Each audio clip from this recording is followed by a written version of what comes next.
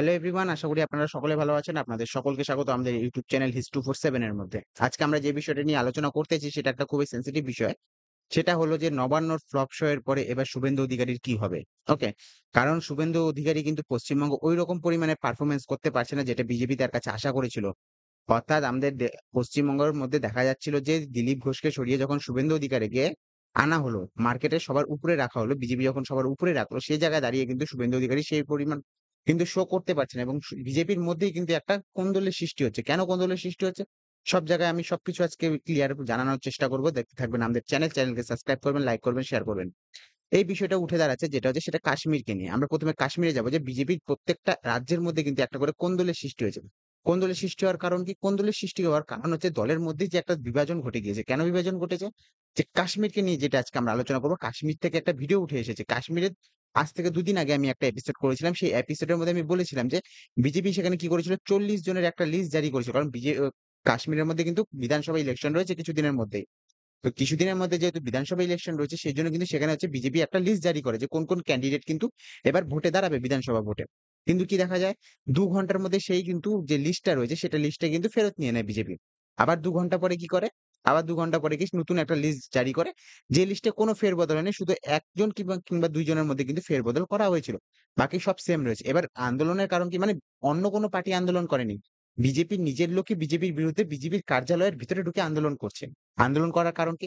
আন্দোলন করার কারণ হচ্ছে নরেন্দ্র মোদী এবং অমিত শাহর যে ফর্মুলা চাণক্য নীতি অনুসারে যে ফর্মুলা একটা নতুন তৈরি করেছে যে বাইরের দলের থেকে লোক নিয়ে আসো এবং নিজের দল থেকে দাঁড় করিয়ে তাকে জিতিয়ে নাও।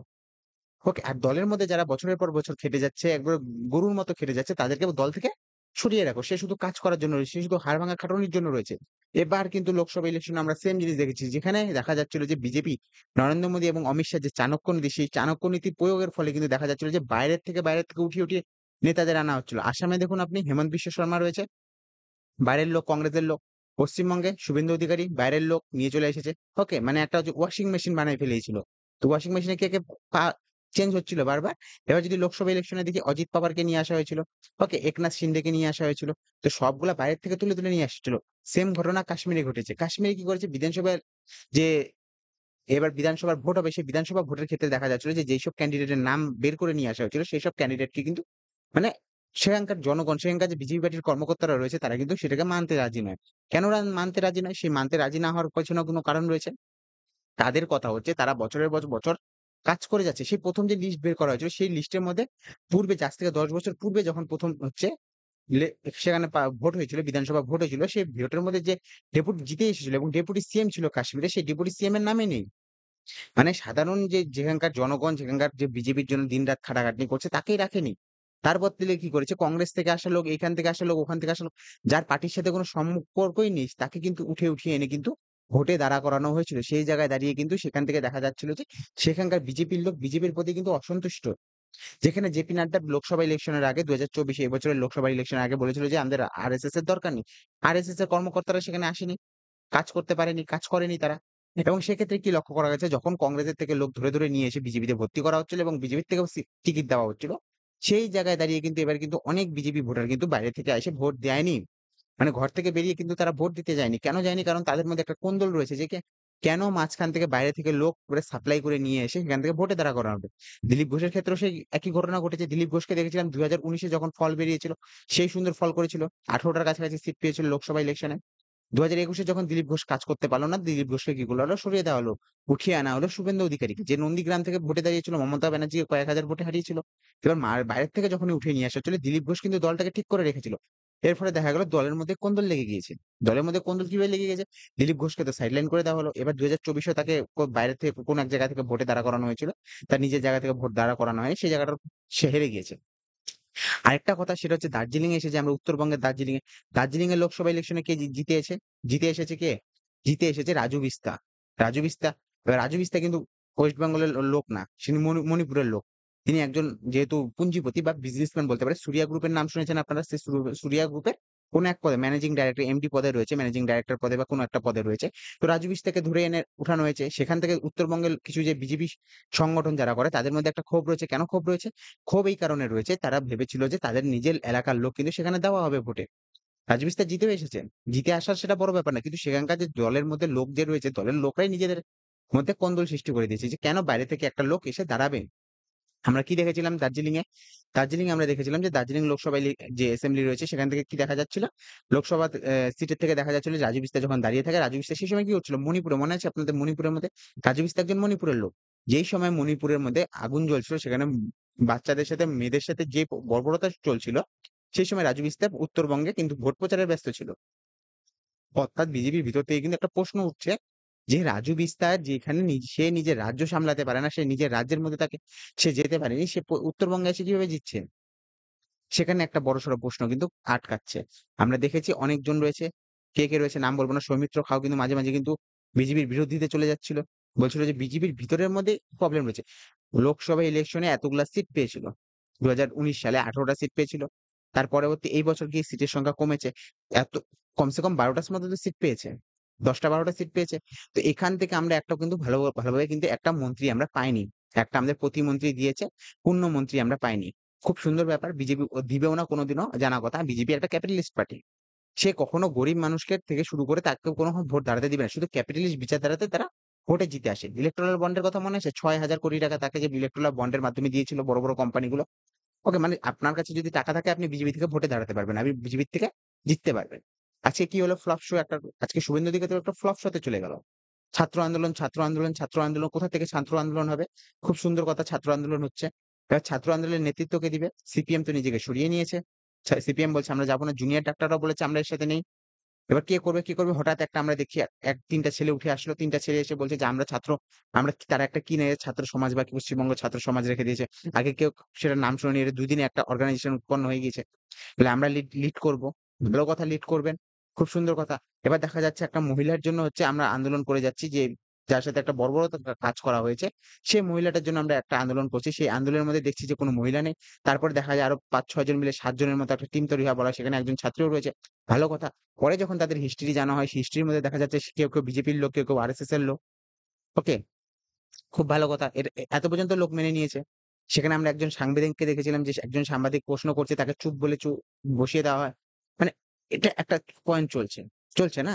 আমরা তো অন্যান্য রাজ্যে দেখছি তো, অযোধ্যাতে হেরেছে, এই কারণেই তো, মানে আমরাই সব বুঝি, আমরাই সব করতে পারি, বাকিরা তো বেকার, বাকিরা কোনো কাজেরই না, আমরাই সব বুঝি, বিজেপি মানে আমরা সব বুঝি। ওকে, তো সেখান থেকে এবার আন্দোলন হলো, আন্দোলনে কিছু ইউটিউবার পুরো হুমকি দিচ্ছিল, মমতা ব্যানার্জি এখানে আসুক, ওখানে আসুক, এই আসুক, ওই আসুক, আমরা এটাকে বাংলাদেশের মডেল নিয়ে চলে যাবো। বাংলাদেশের মডেলও করতে পারলো না, একটা পুরোপুরি ফ্লপ শো। আমরা দেখছিলাম মিছিলের মধ্যে কিছু বিজেপির লোকজন বসে রয়েছে, ওকে, দাঁড়িয়ে রয়েছে পতাকা নিয়ে। তো সামনে থেকে বললেই হতো যে বিজেপি এটাকে লিড করছে। লোক তো আগের থেকে বুঝে গিয়েছিল যে বিজেপি এটাকে লিড করছে, যে কালকে যে ছাত্র আন্দোলনটা সেটা বিজেপি লিড করছে। কিন্তু কি দেখা যাচ্ছিল যে সেখানে বিজেপি বলছে না না আমরা নেই, আমরা এটাকে সমর্থন করি, আমরা ভিতরে নেই, এটা ছাত্রদের আন্দোলন, ছাত্ররা গিয়েছে, ভালো কথা, ছাত্ররা গিয়েছে, খুব সুন্দর কথা, ছাত্ররা গিয়েছে। মানে কেউ হাফ প্যান্ট পরলে যে ছাত্র হয়ে যায় না, হাফ প্যান্ট মানে আপনি বুঝতে পারতেছেন না আমি কাকে বলছি, যে হাফ প্যান্ট পরলে যে সে ছাত্র হয়ে যায় না, তার প্রমাণ কালকে আমরা দেখেছি। কত ছাত্র গিয়েছিল আর কত বড় বড় ছাত্র গিয়েছিল, একটা ভিডিও ভাইরাল হয়েছে, যাকে বলা হচ্ছে তুমি কি নিয়ে পড়ো, বলে সায়েন্স কমার্স মিলিয়ে টিলিয়ে কিছু একটা মিম বাড়াচ্ছিল, সবাই শেয়ার করছে। তো সেই জায়গা থেকে দাঁড়িয়ে বলতে যে এই যে একটা ফ্লপ শো সৃষ্টি হয়েছে পশ্চিমবঙ্গে, এবার কি এই জিনিসটা ওখানে ঘটবে? আমরা একটা ভিডিও দেখাবো, তারপরে আমরা বাকি কথা বলবো। ওকে, ভিডিওটা আমাদের দেখা উচিত।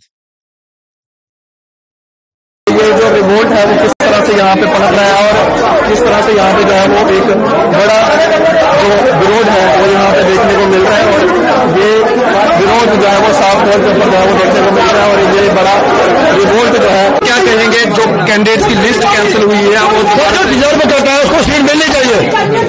40 साल से जो कार्यकर्ता जो लोगों से जुड़ा हुआ है घर उनको पसंद करते हैं, क्यों उसको अनदेखा किया जाए? कैंडिडेट कांग्रेस से रिजाइन करके बीजेपी में आ रहा है, उसको टिकट दी जा रही है, किस बेस पर दी जा रही है?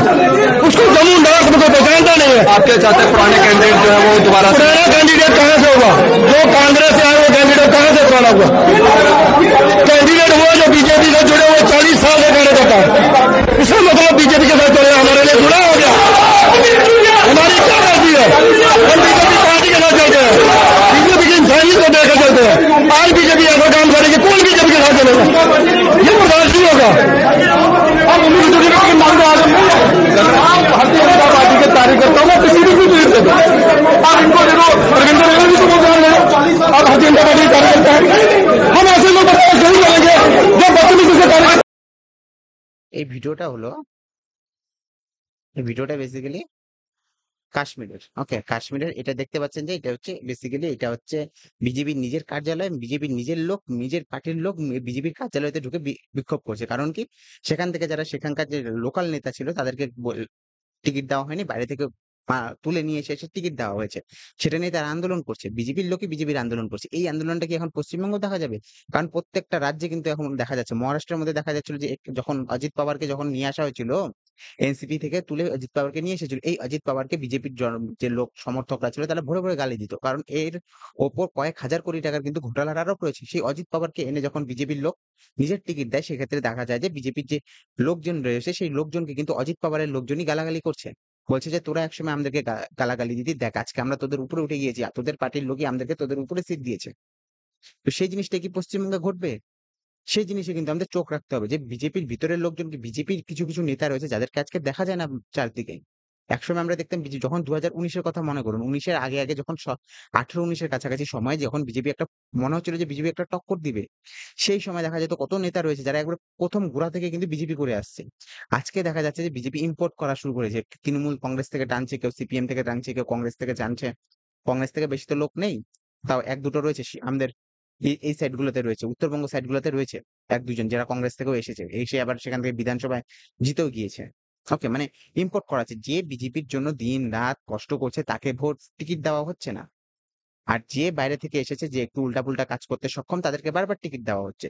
তো এইটা নিয়ে কি কোন্দল সৃষ্টি হবে? আর এটার কিন্তু প্রচুর পরিমাণে কিন্তু ফায়দা নেবে শাসক দল।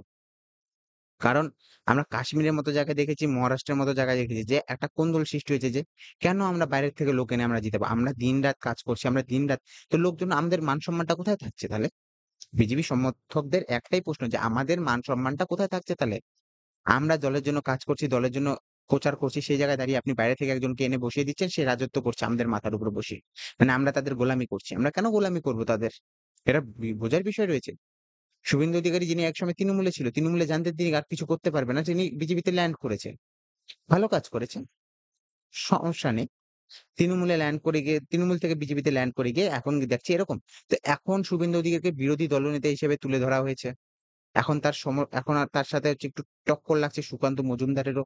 সুকান্ত মজুমদার যেহেতু এখন মানে কেন্দ্রীয় সবার যে রয়েছে, কেন্দ্রীয় তিনি তো এখন যেহেতু কেন্দ্রীয় মন্ত্রী, তো সেই কেন্দ্রীয় রাজ্যের কেন্দ্রীয় মন্ত্রী তিনি বেসিক্যালি বলা যেতে পারে এরকম। তো সেই জায়গায় দাঁড়িয়ে কিন্তু সুকান্ত মজুমদারের সাথে কিন্তু একটা টক্কর লাগছে। যে সুকান্ত মজুমদারও কিন্তু চায় না যে শুভেন্দু অধিকারীর মতো লোক এখানে বসে থাকুক। কারণ সবাই জানে যে শুভেন্দু অধিকারীর নামে যে ভিডিওটা ফাঁস হয়েছিল মনে আছে তো, সারদা নারদা কাণ্ডে, রোজ ভ্যালি কাণ্ডে, যে ভিডিও টাকা নেওয়ার ভিডিওটা দেখা গিয়েছিল ফুটেজটা, মানে একটা ভিডিও ফুটেজ ছিল না? ওটা কি কাণ্ডে ছিল জানি না, আমি নারদা কাণ্ড মনে হয় হয়তো সেই ভিডিও ফুটেজ। তো জনগণও বুঝে গেছে এই শুভেন্দু তো আগে তৃণমূলে ছিল, মমতার সাথে সেই গুণগান করতো। আজকে শুভেন্দু অধিকারী বিজেপিতে এসে মমতাকে গালাগালি করছে। আমরা কিভাবে একে বিশ্বাস করে নিই? যে নিজের দলেরই হতে পারে না, সে লোকের কি হবে? তাই না? সে জায়গা থেকে দাঁড়িয়ে একটা ঘটনা ঘটবে এবং দেখা যাবে যে সেখানকার জনগণ কি মেনে নেয়? পশ্চিমবঙ্গের জনগণ কি শুভেন্দু অধিকারীকে মেনে নেবে? কারণ আমরা দেখেছি লোকসভা ইলেকশনে কিন্তু শুভেন্দু অধিকারী যে পরিমাণ প্রচার প্রসার করছে সেটাতে লোকের মন গলেনি। লোকের মন গলছে না। জনগণের কিন্তু একটা বুদ্ধি রয়েছে, জনগণের মধ্যে একটা রাজনীতি রয়েছে। জনগণ জানে যে বিজেপি যখনই আসবে, বিজেপি এসে কি করবে? বিজেপি এসে দেখা যাবে যে সাধারণ জনগণকে বসিয়ে দেওয়া হয়েছে, বাইরে থেকে লোক এনে ইম্পোর্ট করে দেওয়া হয়েছে। প্রত্যেকটা রাজ্যে সেম ঘটেছে। আদানির সাথে আম্বানির সাথে সেম ঘটনা ঘটেছে। আদানি আম্বানিকে মানে বিজেপি সরকার যে পরিমাণে মানে পুষে রেখেছে, মানে সুন্দর পালনকর্তা, কে কাকে পুষছে বোঝা যাচ্ছে না। আদানি বিজেপিকে পুষছে না, বিজেপি আদানিকে পুষছে, সেটা বোঝা যাচ্ছে না। শুধু কর্পোরেট লোকদের এনে এনে টাকাওয়ালা লোকদের এনে বসানো হচ্ছে। উত্তরবঙ্গের ক্ষেত্রে সেই জিনিসটা লক্ষ্য করা গেছে। উত্তরবঙ্গে কি করেছে? রাজু বিস্তারকে বসানো হয়েছে, সাধারণ জনগণকে দেয়নি। আমাদের পশ্চিমবঙ্গে কি লোক সংখ্যা কম রয়েছে? উত্তরবঙ্গে কি লোক সংখ্যা কম রয়েছে যে আমরা সেখান থেকে লোককে না বসিয়ে বাইরে থেকে লোক এনে বসিয়ে দিচ্ছি?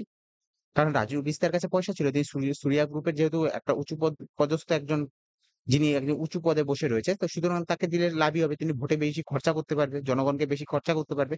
তো সেই জায়গায় দাঁড়িয়ে কিন্তু একটা বিজেপির মধ্যে একটা কোন্দল সৃষ্টি হবে এবং ভবিষ্যতে এই কোন্দলটা দেখতে পারবেন। ২০২৬ আসতে দেন। ২৫ শুরু হতেই কোন্দলটা লেগে যাবে। তো দেখা যাবে ভবিষ্যতে কি হয় কি না হয়। জনগণ কিন্তু সব বুঝে। জনগণ সব বুঝে। সিপিএম এত চিল্লাহাল্লা করার পরেও কিন্তু সিপিএম কে ভোট দেয়নি জনগণ। একটা সিটও পায়নি লোকসভাতে। বিধানসভাতেও তার মানে এখন একটা সিটও নেই।